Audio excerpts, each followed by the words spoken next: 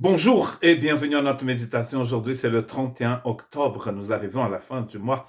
Je viens de rentrer de Séville où nous avons donc fêté le mariage de notre fille Mélanie Anne à Ruben Missa Montero d'Espinosa, n'est-ce pas? Un vrai nom espagnol. Et j'ai aussi le plaisir d'avoir chez moi donc mon meilleur ami, mon ami d'enfance, ma sœur et la femme de mon ami d'enfance, qui est d'ailleurs aussi ma cousine, et un autre cousin. Donc c'est la fête ici à Urt, au Pays Basque. Je continue de méditer avec vous sur l'importance de la justice de Dieu dans notre vie. Et je suis arrivé aujourd'hui dans 2 Corinthiens chapitre 11, versets 13 et 14. Ces hommes-là sont des faux apôtres, des ouvriers trompeurs, déguisés en apôtres de Christ. Et cela n'est pas étonnant puisque Satan lui-même se déguise en ange de lumière. Il n'est donc pas étrange que ces ministres aussi se déguisent en ministres de justice. Leur fin sera selon leurs œuvres. Très intéressant texte où le mot justice de Dieu apparaît. C'est le même texte que nous trouvons dans Philippiens chapitre 1, verset 11, où Paul dit que nous serons remplis du fruit de la justice de Dieu qui est par Jésus-Christ pour la gloire de Dieu. C'est de cette justice dont nous parlons et je suis depuis l'été en train de méditer avec vous sur l'importance d'être des vrais disciples du Christ Jésus. Un vrai disciple du Christ Jésus, c'est quelqu'un qui est né d'en haut. Ici, justement, nous avons un exemple dans 2 Corinthiens de ministres, soi-disant ministres de l'Évangile, qui ne sont pas vraiment des disciples du Christ Jésus, parce que Paul les appelle des ouvriers trompeurs. Pour comprendre ce texte, nous sommes obligés en fait de lire quasiment toute la lettre de 2 Corinthiens, ce que nous n'allons pas faire ce matin parce que nous n'avons pas le temps, n'est-ce pas?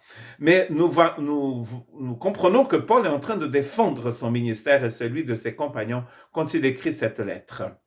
Il va parler d'ailleurs dans le chapitre 11 de ses souffrances. Donc il a fait beaucoup d'accusations par rapport à Paul et à ce qu'il faisait de la part justement de ces faux apôtres.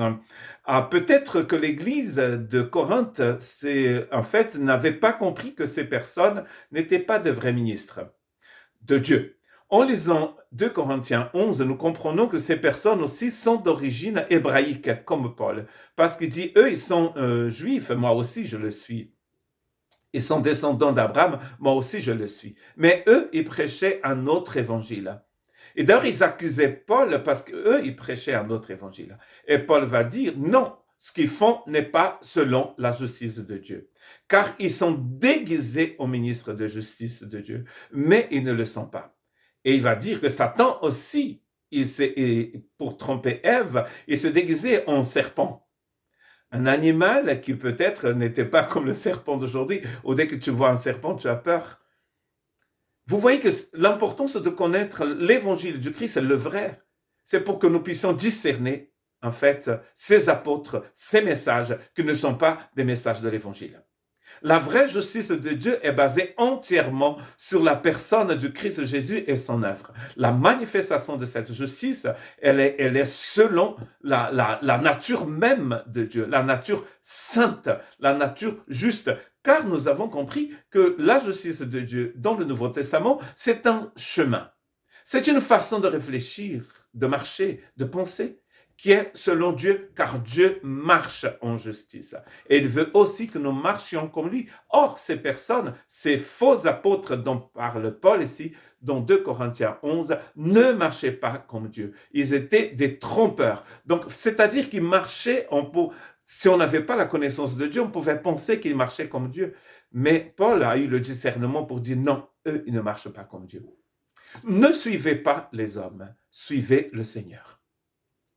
Que Dieu vous bénisse.